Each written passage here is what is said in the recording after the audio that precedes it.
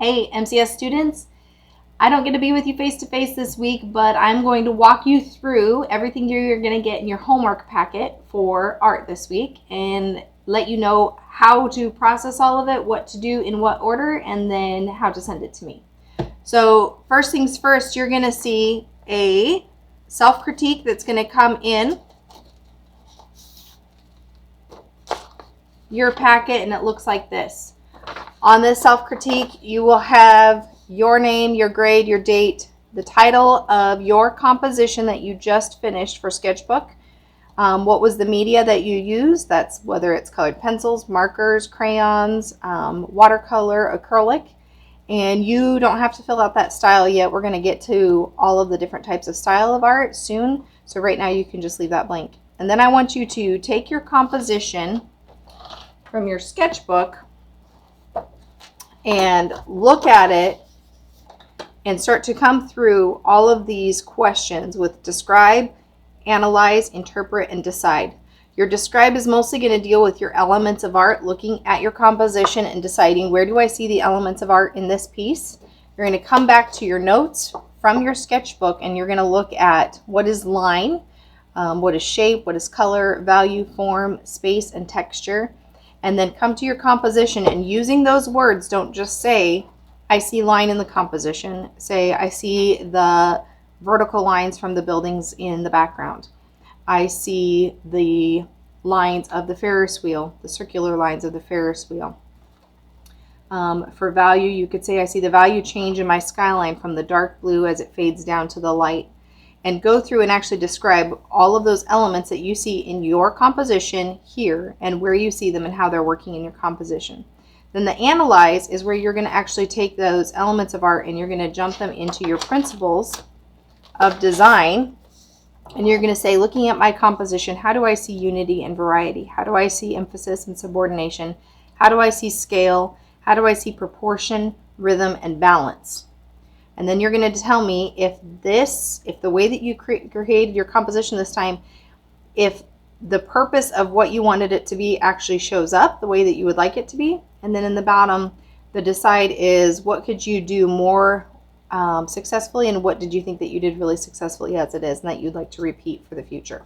So that is your self-critique based on elements of art and principles of design, and you are going to turn that in based on your last sketchbook sketch of Romans 12, 1 through 2. The next thing that you're going to have in your packet is the blocking and value study sheet. You have 3 images of the same composition, and what we're going to do with this is we are going to look at the original piece of art, which is here, done by Beth Cole. It's called What Lies Ahead. And then we are going to look at the grayscale of it.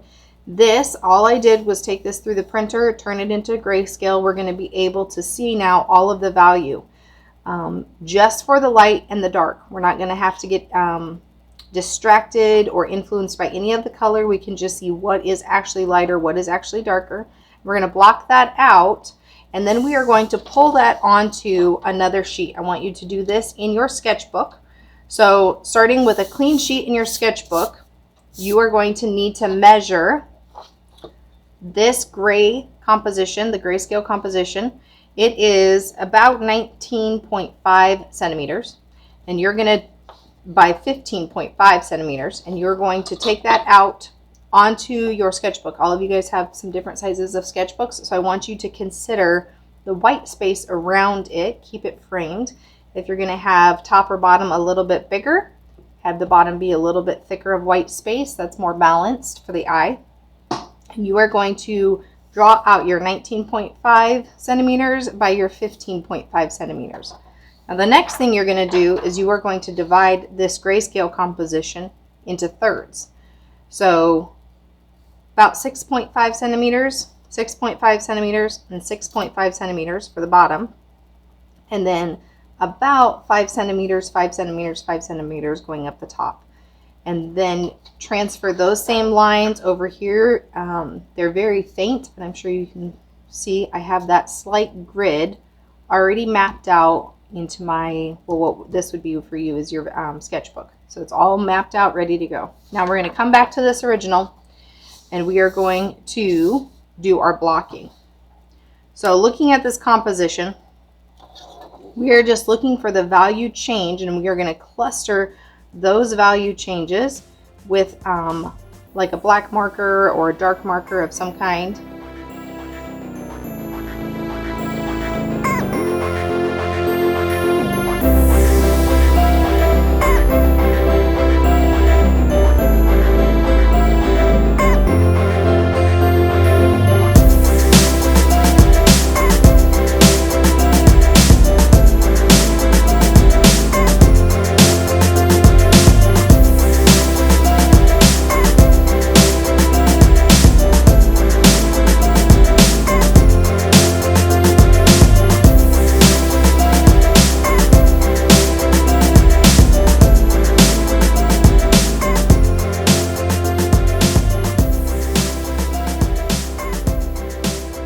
All right, so now I have that basic layout of my composition. It's all blocked out. So I'm just seeing really the clusters of where these colors are at, and I don't really see any of the difference like you see up here where you see the browns and the greens and the yellows and the grays and all that kind of stuff mixing in. This is just that blocked out form. Now, coming back to my pencil, I already pre-measured those same thirds on this composition with the 6.5 centimeters.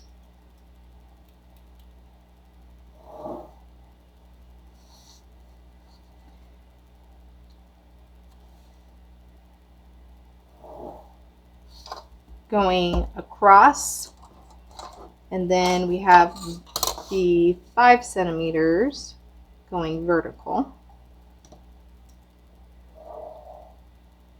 Well, it's cutting my vertical anyways.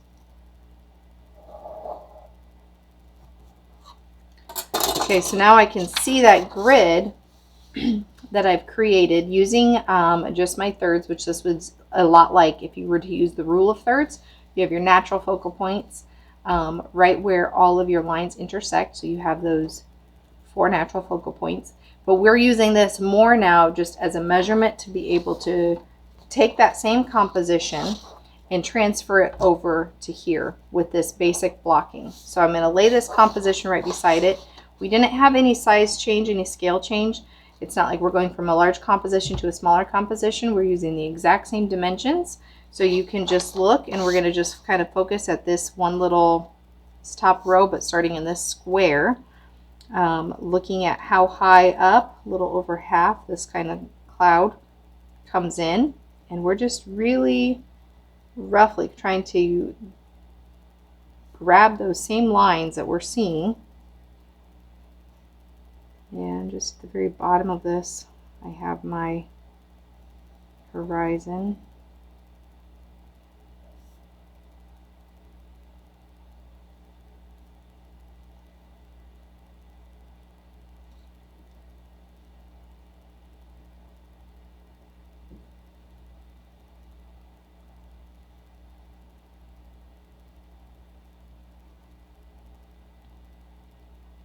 And then this one, I have my first electrical pole. All right, and I come down to my second row. I'm going to grab my road first and looking at where that comes in, and it actually comes out. Straighten that up a little bit. It's a little bit more of a bend.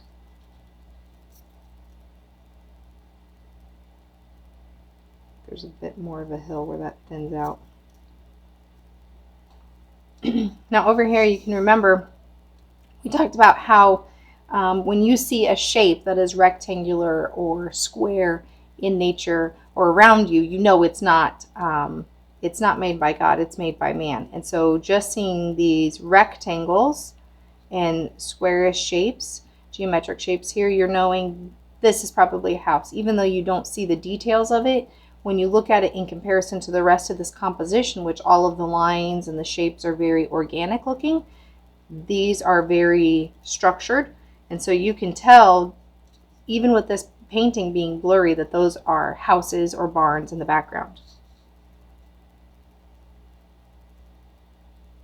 And remember, when you're doing any kind of construction lines, if you're drawing lightly, then you are going to be able to erase what you don't want. If you're drawing really dark, then those lines, you're going to be committed to them. They're going to leave that imprint in your paper that you're not going to be able to get rid of.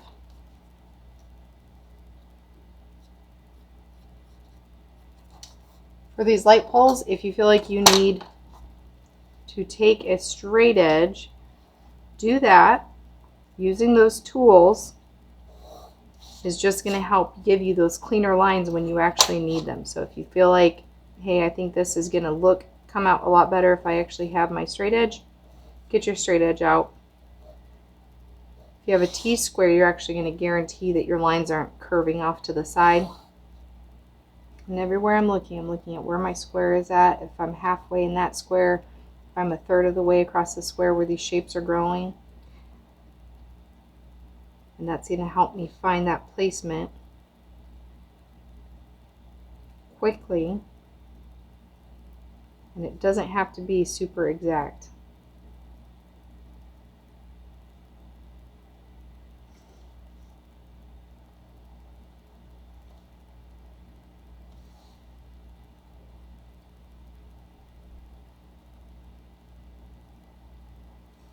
And what's cool about this composition is you're getting to see a little bit of that vanishing point as these light, or not light poles, but the electrical poles are kind of coming back, winding, but vanishing back. You see the road is wider at the beginning, and it's getting smaller and smaller and smaller as it's going off into the horizon. All right, so now I have my basic outline of my composition here,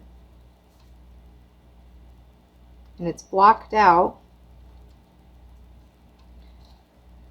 What I would like you to do is find some way to add color. Now this color does not need to be fully saturated.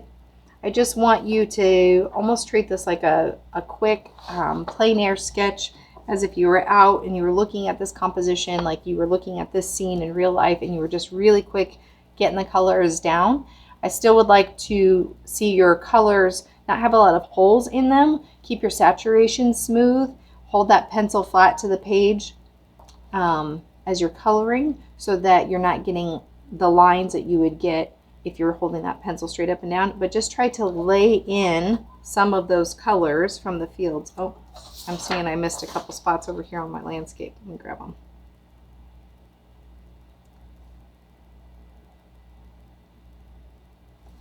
And you're going to just reference back to this original painting as you do this, all right?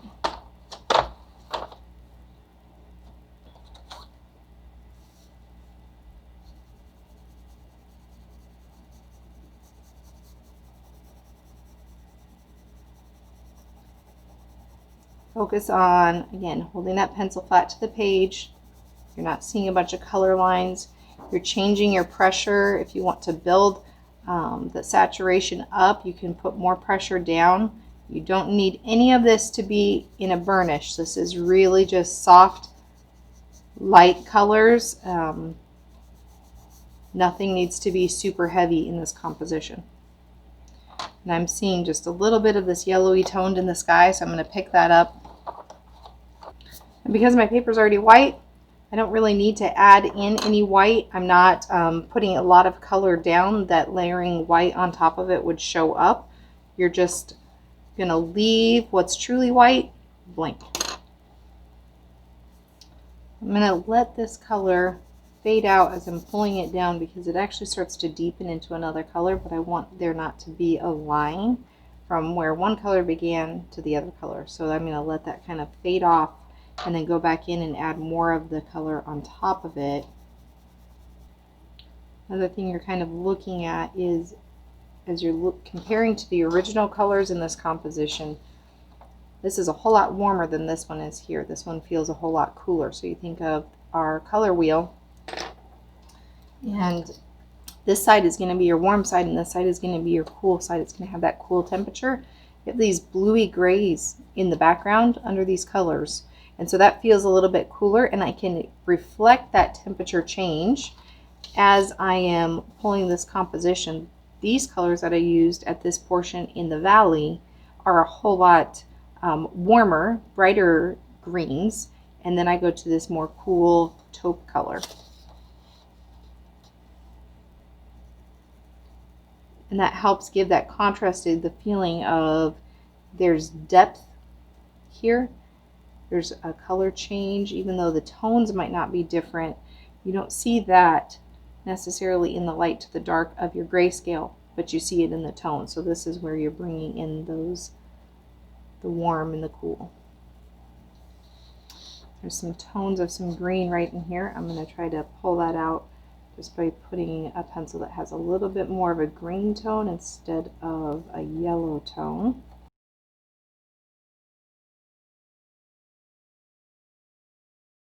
They're a bit muted behind this shadowy color, so lay some more of that kind of grayish brown down there. Right, and then these ones, it's so mostly just dark tone, but there is a green hint into it, and so just making sure that the color I'm grabbing has that greenish tone in it as well.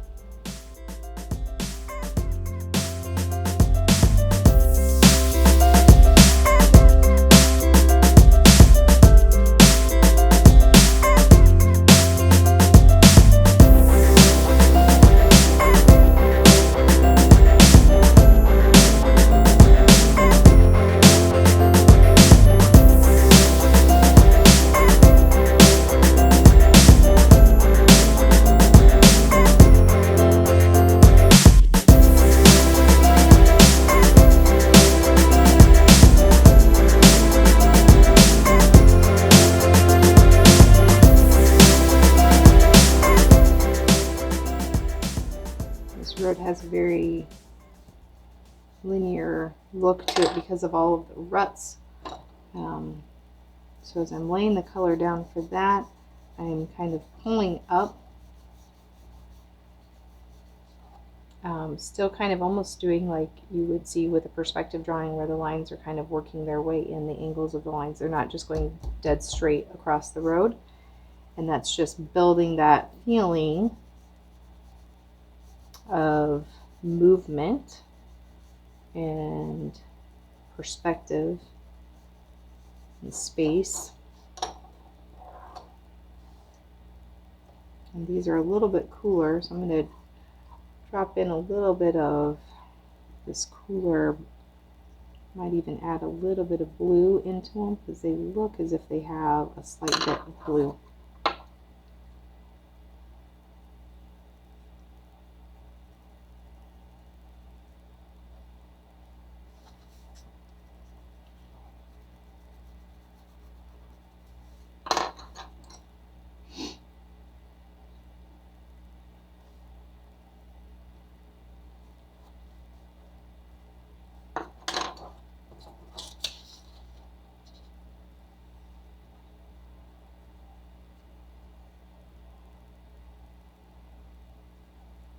Now at this point, doing this road and taking this pencil, this is about the only time in this composition, I'll do it for the light poles too, that I'm holding the pencil a whole lot more vertically and not laying it down flat on its side.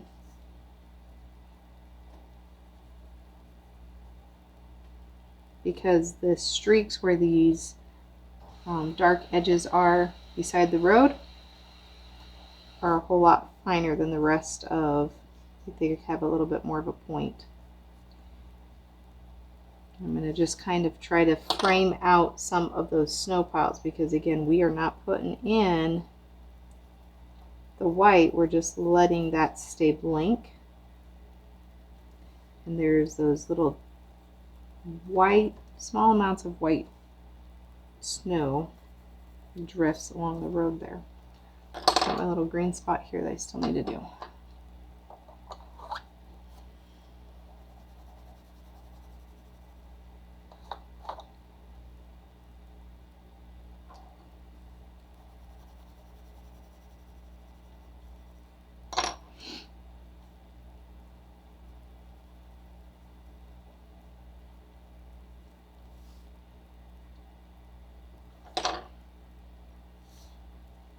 And then my buildings are a gray color.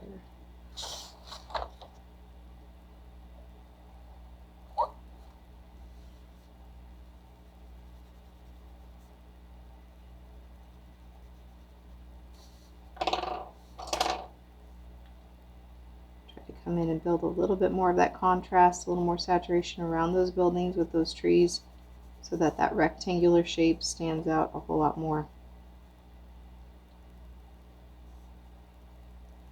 And even though this is a blurry sketch, you can tell those are buildings. All right, now I'm going to come back in.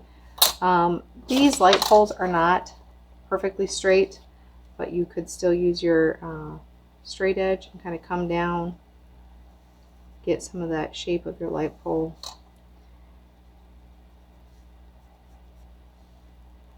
They do have a slight value change.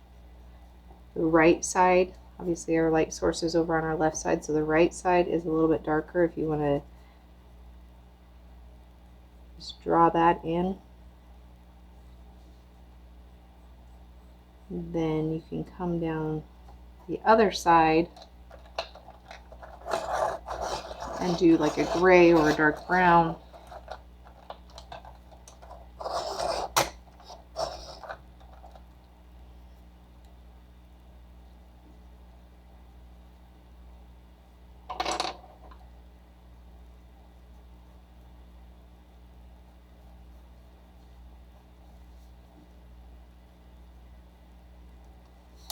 That'll give you that contrast is there.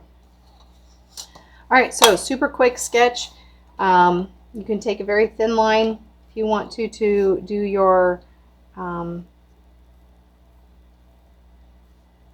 lines. It's very faint. Most of it will not show up, but you can just get a little thin line there.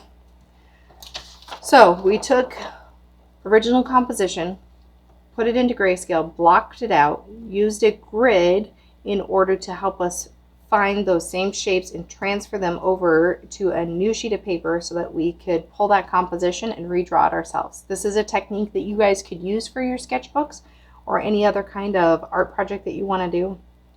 You could lay down your color with marker and then layer that with colored pencil. That helps build more detail if you wanted to do that.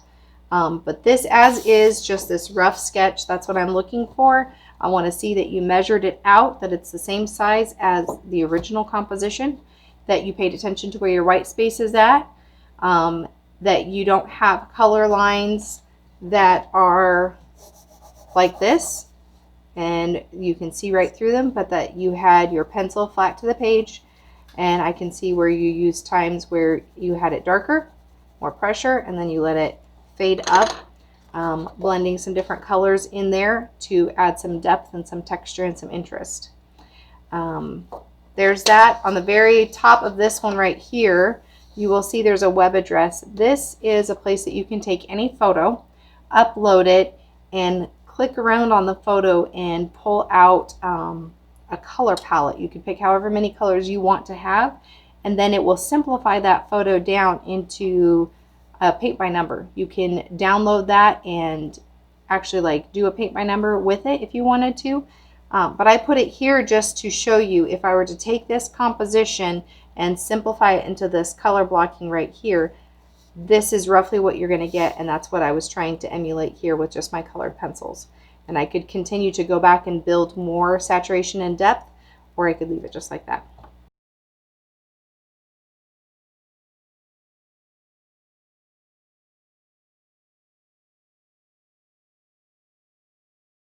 Okay, so also in your quick schools information that I'm going to be sending out, you'll have the link to this video. You will have a description of your assignment, but you will also have a link for another YouTube video where I saw a lady taking a picture of herself, putting it into grayscale, and then you could take your paper from your sketchbook, hold it up to the window with that picture behind it, and pull lines through that way to get the outline of the face. And then she painted this portrait using monochromatic colors, so her tint, tone, and shade, all of those that we learned about when we were learning about the value, and did an entire composition of her portrait.